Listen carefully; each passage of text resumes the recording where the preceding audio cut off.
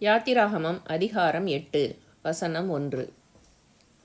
அப்பொழுது கர்த்தர் மோசேயை நோக்கி, நீ பார்வோனிடத்தில் போய் எனக்கு ஆராதனை செய்ய என் ஜனங்களை அனுப்பிவிடு.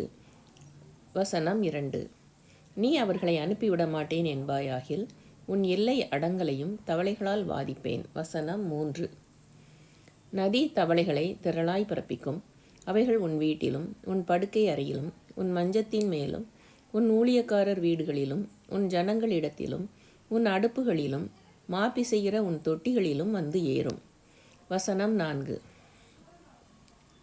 அந்த தவளைகள் உன்மேலும் உன் ஜனங்கள் மேலும் உன் ஊழியக்காரர் எல்லார் மேலும் வந்து ஏறும் என்று கர்த்தர் சொல்கிறார் என்று சொல் என்றார். வசனம் 5. மேலும் கர்த்தர் மோசேயினிடத்தில், நீ ஆரோனை நோக்கி, நீ உன் கையில் இருக்கிற கோலை நதிகள் மேலும் வாய்க்கால்கள் மேலும் குளங்கள் மேலும் நீட்டி எகிப்து தேசத்தின் மேல் தவளைகளை வரும்படி செய் என்று சொல் என்றார். வசனம் 6. அப்படியே ஆரோன் தன் கையை எகிப்தில் உள்ள தண்ணீர்கள் மேல் நீட்டினான். அப்பொழுது தவளைகள் வந்து எகிப்து தேசத்தை மூடிக்கொண்டது. வசனம் 7. மந்திரவாதிகளும் தங்கள் மந்திர வித்தையினால் அப்படி செய்து எகிப்து தேசத்தின் மேல் தவளைகளை வரப்பண்ணினார்கள். வசனம் 8. பார்வோன் மோசேயையும் ஆரோனையும் அழைப்பித்து, அந்த தவளைகள் என்னையும் என் ஜனங்களையும் விட்டு நீங்கும்படி கர்த்தரை நோக்கி வேண்டிக் கொள்ளுங்கள், கர்த்தருக்கு பலியிடும்படி ஜனங்களை போக விடுவேன் என்றான். வசனம் 9.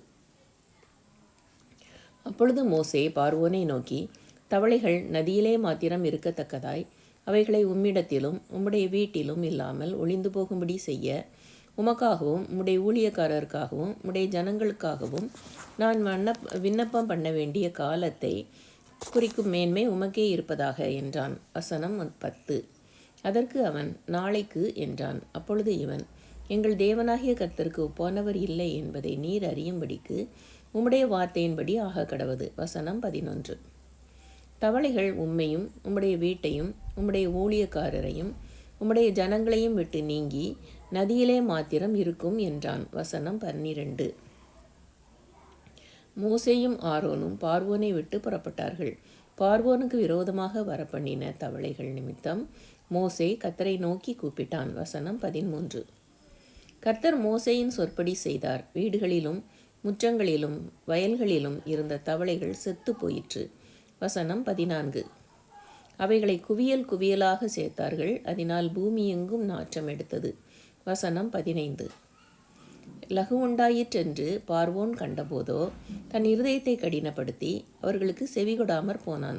கர்த்தர் சொல்லியிருந்தபடி ஆயிற்று. வசனம் 16.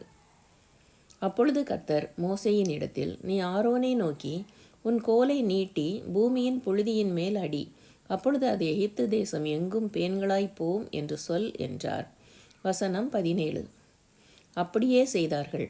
ஆரோன் தன் கையில் இருந்த தன் கோலை நீட்டி பூமியின் புழுதியின் மேல் அடித்தான். அப்பொழுது அது மனிதர் மேலும் மிருக ஜீவன்கள் மேலும் பேன்களாய் எகிப்து தேசம் எங்கும் பூமியின் புழுதியெல்லாம் பேன்களாயிற்று. வசனம் 18. மந்திரவாதிகளும் தங்கள் மந்திர வித்தையினால் பேன்களை பிறப்பிக்கும்படி பிரயத்தனம் செய்தார்கள். செய்தும் அவர்களால் கூடாமற் போயிற்று. பேன்கள் மனிதர் மேலும் மிருக ஜீவன்கள் மேலும் இருந்தது. வசனம் 19. அப்பொழுது மந்திரவாதிகள் பார்வோனை நோக்கி, இது தேவனுடைய விரல் என்றார்கள். ஆனாலும் கர்த்தர் சொல்லியிருந்தபடி பார்வோனுடைய இருதயம் கடினப்பட்டது. அவர்களுக்கு செவி கொடாமற் போனான். வசனம் 20.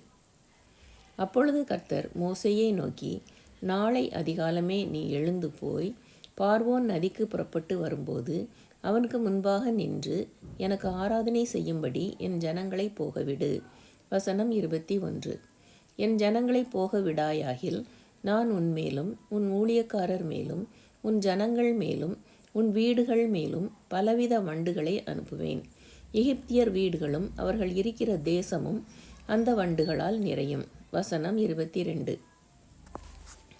பூமியின் நடுவில் நானே கர்த்தர் என்பதை நீ அறியும்படி என் ஜனங்கள் இருக்கிற கோசேன் நாட்டில் அந்நாளிலே வண்டுகள் வராதபடிக்கு அந்த நாட்டை விசேஷப்படுத்தி. வசனம் 23. என் ஜனங்களுக்கும் உன் ஜனங்களுக்கும் வித்தியாசம் உண்டாகும்படி செய்வேன். இந்த அடையாளம் நாளைக்கு உண்டாகும் என்று கர்த்தர் சொல்லுகிறார் என்று சொல் என்றார். வசனம் 24. அப்படியே கர்த்தர் செய்தார். மகா திரளான வண்டு ஜாதிகள் பார்வோன் வீட்டிலும் அவன் ஊழியக்காரர் வீடுகளிலும் எகிப்து தேசம் முழுவதிலும் வந்தது. வண்டுகளினாலே தேசம் கெட்டு போயிற்று. வசனம் 25. அப்பொழுது பார்வோன் மோசேயையும் ஆரோனையும் அழைப்பித்து, நீங்கள் போய் உங்கள் தேவனுக்கு தேசத்திலேதானே பலியிடுங்கள் என்றான். வசனம் 26. அதற்கு மோசே, அப்படி செய்யத்தகாது. எங்கள் தேவனாகிய கர்த்தருக்கு நாங்கள் எகிப்தியருடைய அருவருப்பை பலியிடுகிறதா இருக்குமே. எகிப்தியருடைய அருவருப்பை நாங்கள் அவர்கள் கண்களுக்கு முன்பாக பலியிட்டால் எங்களை கல்லறிவார்கள் அல்லவா. வசனம் 27.